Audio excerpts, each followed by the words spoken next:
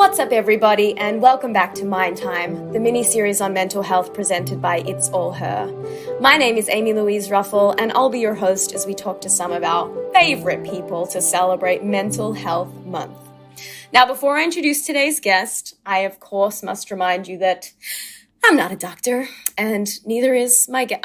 She could be a doctor. We'll have to wait and see. But we are merely speaking from our own personal experiences. And for any tailored, specific advice, we encourage you to seek out professional help, as there is so much support and assistance out there available to you.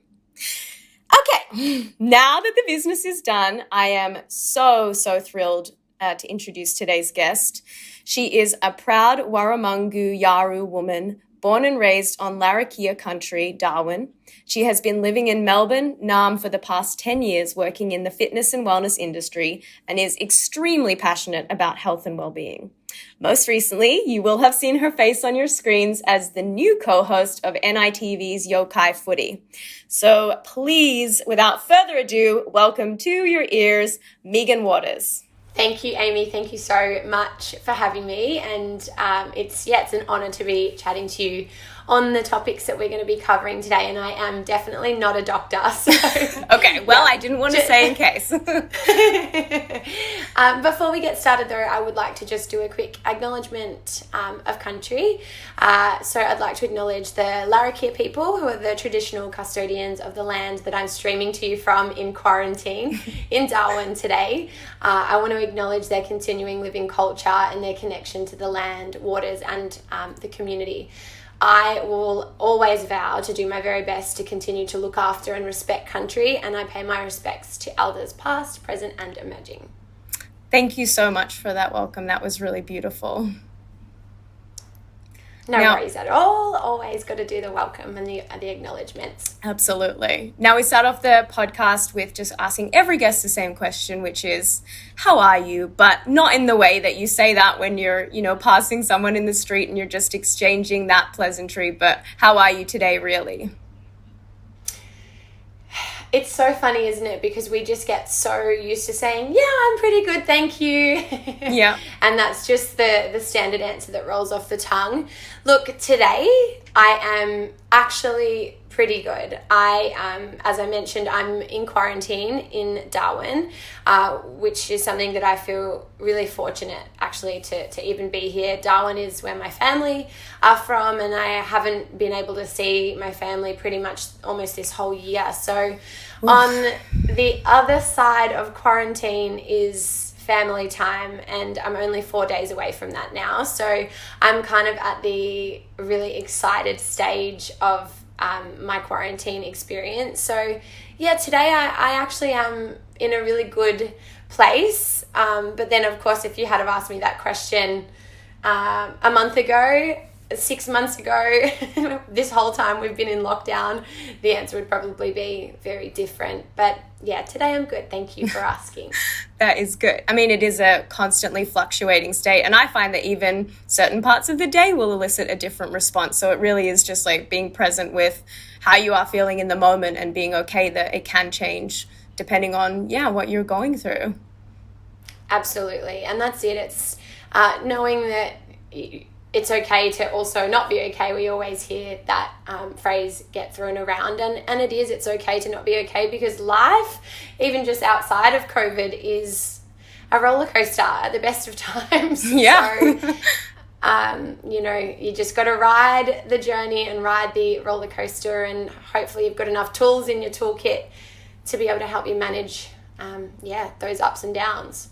So you mentioned before that you are in quarantine in Darwin. How are you feeling going into that experience? Have you done a quarantine before in this COVID time? I actually have. I did a quarantine last year. Okay. But last year was a different experience because I was able to quarantine at home. So I was coming home again last year when we were in lockdown 2. Right. And my intention was just to be up. Yeah, it's hard to keep up at this stage. But my intention was to stay up in Darwin, probably do 2 weeks of quarantine, which I was lucky to do at my mum's at that point, and then possibly stay another 4 weeks and come back to Melbourne. But unfortunately, that lockdown got extended and extended and extended, which meant that I was able to spend a solid about 3 months up here.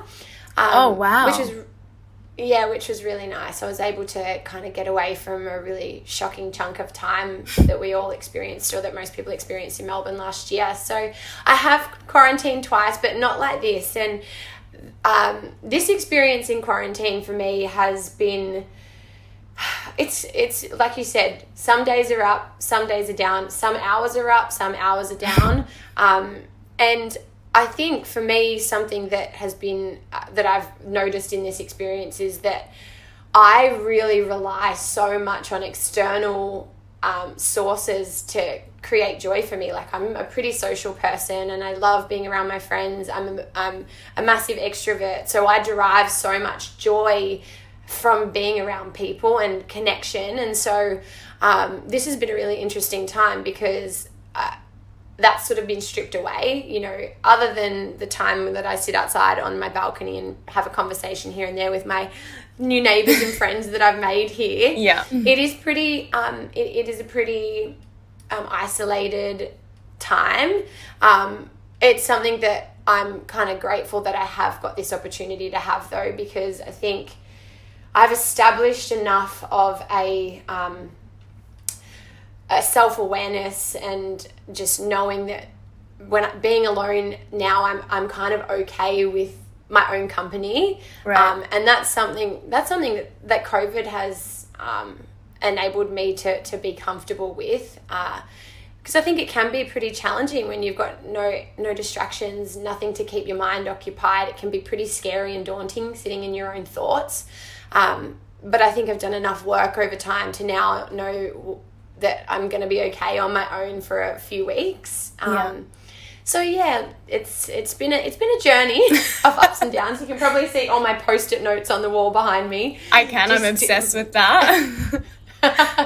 All my little daily reminders and rituals and things that I need to try to stick to help me get through the time, basically. I think there is something so incredibly empowering about knowing that you can be okay and self-sufficient when you're by yourself. Not saying that, you know, having support and anything like that isn't important too, but knowing that you can have that quiet time and not have to be busy and distracted or almost fearful of moments like that. Because I think a lot of us spend a lot of our time just trying to like distract and keep ourselves busy so we don't have to be quiet with our own heads, because that's a really courageous place to sit with your thoughts and then be able to process whatever comes through.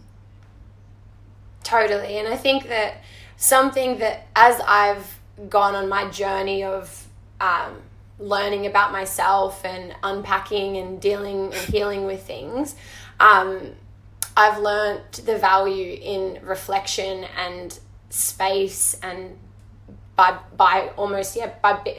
being alone and being in my own time and in my own thoughts, it creates this opportunity for you to be able to reflect and set some good goals, look at where you could improve, what you know. I love writing in my journal, going through the waves of all the emotions that we feel, and it's it like you said, it's an empowering thing to be able to kind of get to a point where you've got the awareness and the self-assuredness to be able to sit in your thoughts and unpack and process. So it's definitely been all of that and more here. Well, it definitely sounds like you're someone who is aware of what's going on in your mind and being present with that. And this podcast is predominantly talking about things in the mental health space. So what's your relationship to mental health been in your life prior to the 18 months of COVID and all of that? I have had, like I think most people, I don't think I know anybody who hasn't at some stage in their life experienced some form of poor mental health. I think it's important to differentiate the difference of having poor mental health and having a serious, a mental illness. And for sure, throughout, there's a range of experiences on that scale. 100%. And there's been many points in my journey that I have been the absolute lowest of lows, and equally I've known so many people, all of my friends, family members, that have gone through their lows as well, and on the flip side, people that have got really serious, have had and experienced really serious mental health or mental illness as well. For me, a time in my life that was really quite deep and dark was 2014 was the year I lost my dad. So that was obviously a really challenging thing to go through, and I think at that age, I was 26 when my dad passed away, and at that point I had absolutely no self-awareness, and I feel I've always been quite a spiritual person, and have always had gratitude as part of my practices and beliefs, but I never actively worked at managing my mental health. So after that point, I think instead of dealing with pain and learning to understand my grief, I did what we talked about, distract in not always the healthiest way either. I think I turned to, lots of drinking alcohol and shitty relationships and so many ways to kind of band-aid or mask the pain. And so it got to 2018, which was, 4 years later, and I was going through a pretty difficult time at that point in my life as well. And I also suffer with an autoimmune condition, so I have psoriasis. And when I go through really bad bouts of stress, my skin just flares up like crazy. And there was a lot of things that had gone on for me within that year. And again, I wasn't doing any work to manage the experiences that I was going through. I was just distracting, drinking wine nonstop and doing nothing other than that, really. And then my skin it was just like 90% of my whole body was covered in these lesions and psoriasis, and it was terrible, to the point that I was, and using the word depression, I think is, it's not a word that you just throw around loosely, and I get quite offended when people go, oh, I'm so depressed, because it's not a word that we should use like that. And so I don't want to use that word to explain how I felt in that moment, but without being diagnosed, I can imagine that how I felt in that moment, where I just wanted to keep the blinds shut, the noise that my ego was just compounding my mind with, saying you're ugly, you're disgusting, you're not worthy, like all of these terrible thoughts. And it was just a yuck time. My mum flew down to Melbourne to spend time with me to try to help me get on top of my situation, and that was a big turning point for me, because it was just a dark time.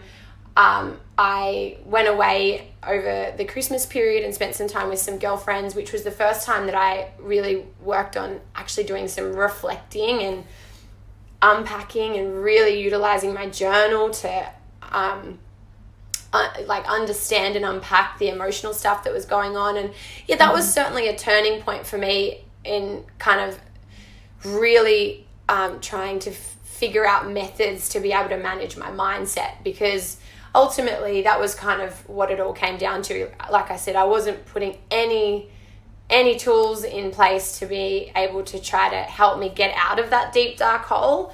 I was just in it, and I didn't know how to get out, basically. And you're using like coping mechanisms, because even things that are being used as a distraction, like drinking, or people can use eating, smoking, sex, all of these type of things, as much as they may not be the healthiest or most functional coping mechanism, they are still a way of taking away some of the pain that feels otherwise unmanageable. And it's the thing of being like, I think there's probably a better way to do this, because I don't want to keep maybe continuing on in these destructive patterns that aren't really serving me. Exactly. And that was what it was. It was like, okay, this is temporary relief. Mm-hmm. It's the Band-Aid, but obviously you can't keep a Band-Aid on forever. No, what's going on under here? You either keep changing that Band-Aid with the same kind of thing, mm-hmm. and the wound doesn't heal, or you start to actually address the wound and figure out what you need to do to actually heal it. Yeah. So, for me, that was where this journey of kind of going, all right, how do I maximize on, like, I want to be the best and the healthiest and the happiest that I can possibly be. What do I need to do to be that, basically? Right. So, you know, and since then, I think I've definitely put lots of different methods in place, and I think it's an ever-evolving, forever, never stop working on yourself. It's a work in progress forever, basically. But I've got to a point now where I've got some good tools, and I sort of refer to it as it's a toolkit, and you're always adding tools in, maybe getting rid of some that may not serve you anymore. But I feel like I'm really conscious of constantly adding more and more to my healing practices. It's like a wonderful thing to acknowledge, because I think a lot of people are like, well, I want to go to therapy once and then be done. And it's trying to engage in that mindset of, we don't go for one run and think that we're fit forever. And so it's recognizing that it is a muscle that has to continually be worked and paid attention to. But in terms of this like toolkit, tool belt that you have, how did you go about, I guess, adding to that? What were your sources of information, and where do you grab inspiration from?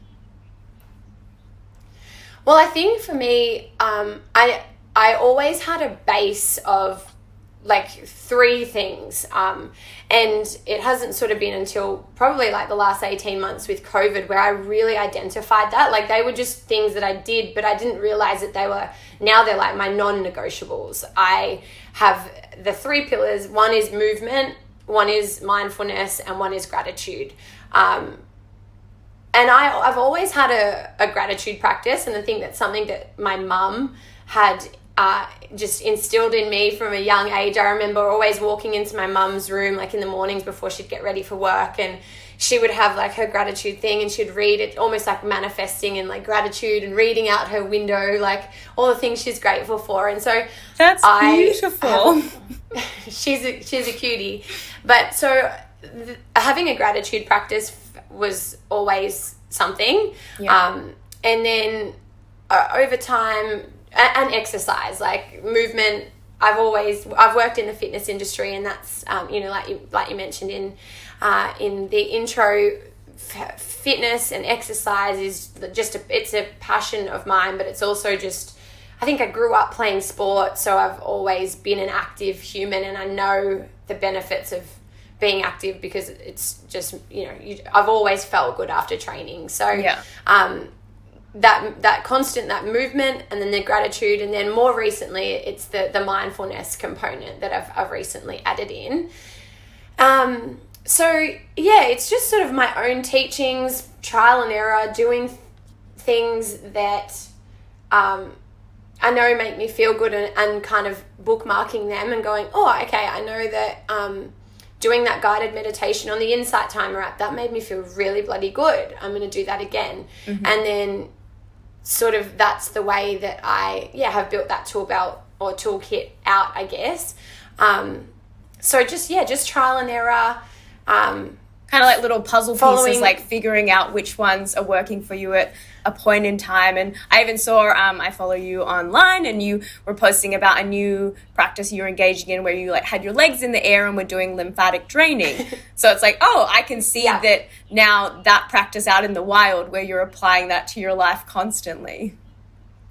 Yeah, and that's it. And I think now, underneath those pillars of movement, mindfulness, and gratitude, every day they all look different. And I think that is something that, particularly in COVID, I, without putting pressure on myself, like one day I don't want to go for a run because today is just not a day for running for me. Yeah. COVID's pissed me off, or I'm too tired, or, but instead, I'll go for a walk and try to get my 10,000 steps in. One day I might not want to do my breathwork activity in the morning because I just don't have the capacity to, but I will still sit outside and shut down my eyes for 5 minutes and just connect to my surroundings. So I think that and that's where, you know, talking about building out that toolkit, there's the foundations, and then under those foundations there's little branches. So knowing that there's always alternative, you know, some people, no matter how hard they try, just can't get into meditation, which I totally get, because it's hard. Like, I was that person for a really long time, but meditation is a practice. It's called a practice for a reason, because you have to have that element of consistency in order to get better at it, you know. It's like riding a bike. You don't just know how to ride a bike. You need to actively practice. 100%. So yeah, it's just, I guess, having a few different options underneath that, those foundational pillars, and doing whatever feels right for you that in the moment. And so if there's someone out there listening that maybe is back closer to like the 2016, 2018 version of you that is not really engaging in maybe the most healthy coping mechanisms, and doesn't know where to start, like, what would be, like, would you have any sort of suggestion for them of how to break out of that sort of cycle of thinking and try and embark on a new way? Definitely. And I guess firstly, I think that the first thing that I would say to that person, or like me back then, if I was to look back now, or anyone just struggling through a tough time at the moment, is just knowing that you are absolutely not alone, and you're never alone, despite what I guess your head noise and your ego might be trying to make you believe. You're not alone. Because I think that that's something that when you're going through something, you can think, oh, you know, I don't want to share that with a friend or somebody else, or my mom or whoever, because they just won't understand, or I'll feel silly. Don't ever feel like that, because I'm sure that either they've experienced something similar, or they will be willing to hear you out regardless. So you aren't alone. But I guess, like, there are so many amazing resources out there, and I think my advice would be, you know, don't overwhelm yourself with trying to do too much. Even if it's that you slowly, and, you know, building out your toolkit, it takes time, and it's ever evolving. Like I said, you'll add things and you'll eliminate things. But if you focus on maybe having one non-negotiable a day, I have 3 non-negotiables, but you might start with just practicing gratitude. And every day you buy yourself a cute little book and you write 3 things that you're grateful for every day. And as kind of basic as it sounds, there's something about reflecting on your day and picking 3 things that just genuinely made you feel good, that raise your vibrations like through the roof.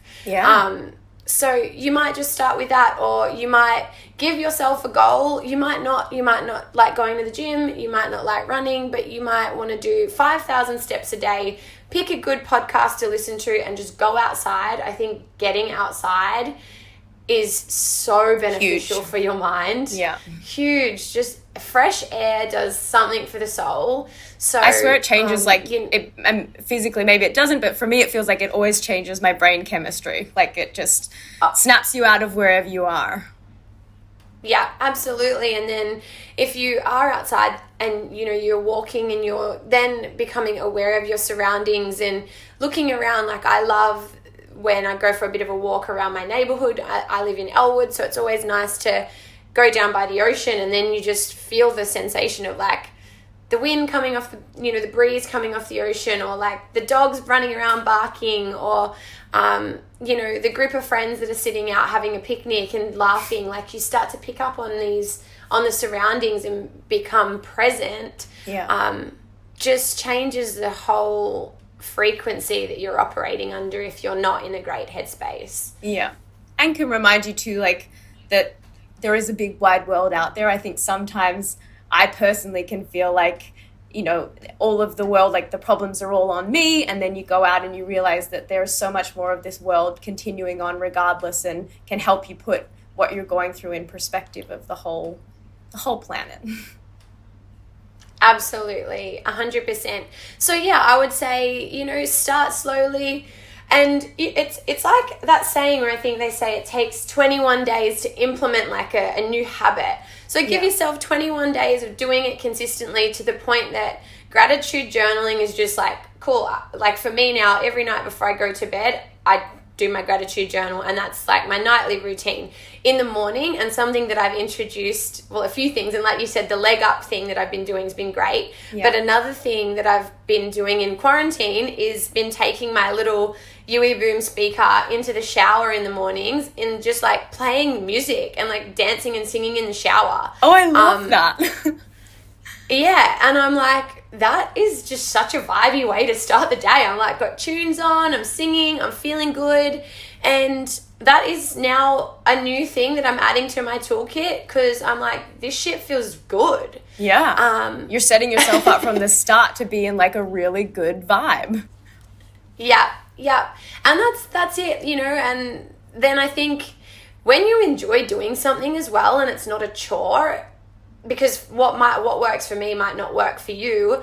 But when you really realize, actually, that feels good, you want to keep doing it anyway. So, just like slowly start to introduce bits and pieces that, might make you feel good.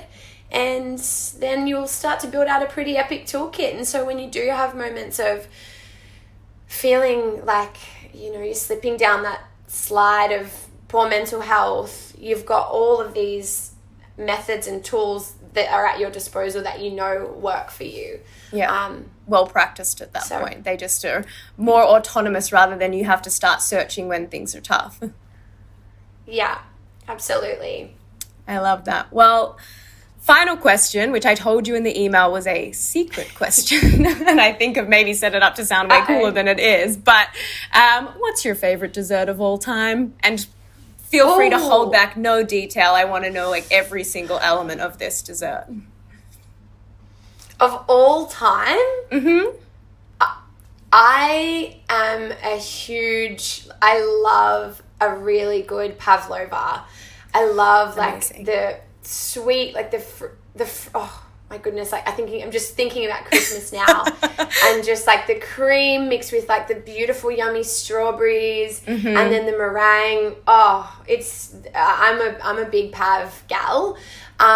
Great answer. And it's such a festive holiday thing, so I think it's like the spirit of the dessert too.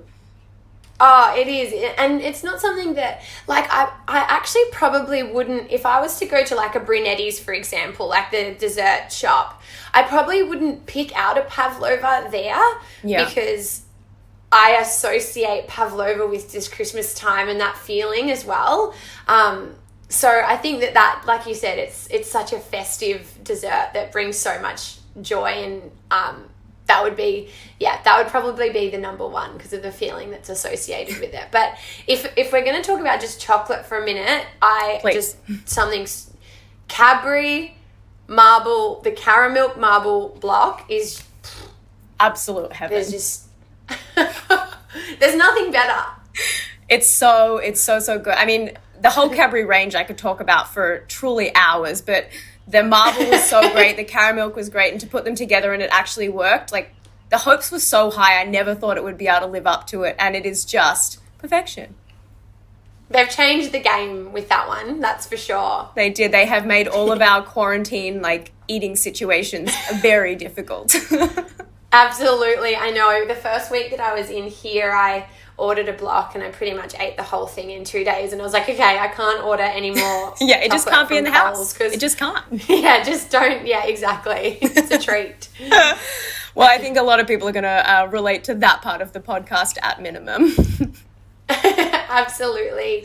Thank you so much for having me on. Oh my gosh, it is our pleasure. Just what you shared was so insightful. Again, like these conversations I get so much out of personally, and I just know that there are going to be so many people out there that also do. So thank you so much for giving us your time, and we'll be dropping more Mind Time episodes across Mental Health Month, so watch out for those. And in the meantime, go and check out all of the other conversations that are already available on the It's All Her podcast channel. There's some Great episodes. I've done one, so you can go and listen to that as an entry point. And otherwise, the It's All Her website has a lot of great reading and content on there, so do go and check that out. Otherwise, Lifeline and Beyond Blue are two wonderful resources that are available to you here in Australia if you need. The number for Lifeline is 13 11 14, and the number for Beyond Blue is 1300 224 636. All right, we love you.